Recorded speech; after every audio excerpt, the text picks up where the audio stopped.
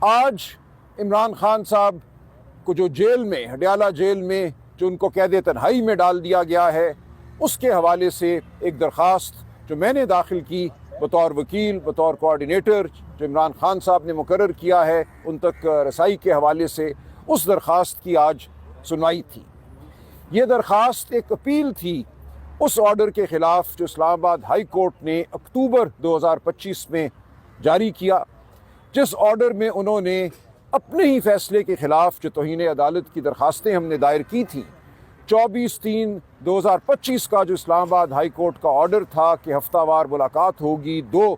دن مقرر ہوں گے، لسٹیں دی جائیں گی، ان لسٹوں کے مطابق ملاقات ہوگی، اس آرڈر پر ایک دن بھی عمل نہیں ہوا۔ وہ تمام لسٹیں، تمام TCS کی رسیدیں ہم نے عدالت کے سامنے رکھیں، اسلام آباد ہائی کورٹ کے سامنے رکھیں اور کہا کہ ان افسران کے خلاف، جو ڈیالہ جیل کا سپرنٹینڈنٹ ہے، جو پنجاب کا ہوم سیکرٹری ہے، جو وفاقی ہوم سیکرٹری یا انٹیریئر سیکرٹری ہے، ان کے خلاف کارروائی کی جائے تاکہ یہ مثال بنے آئندہ کے لیے، آئندہ کوئی عدالت کے حکم کو ٹال نہ سکے، ردی کی ٹوکری میں پھینک نہ سکے۔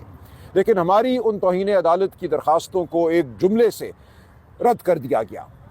ایک مسکرا کے کہہ دیا گیا کوئی بات نہیں، آئندہ دیکھتے ہیں، اب آپ آج چلے جائیے۔ اور اس کے بعد بھی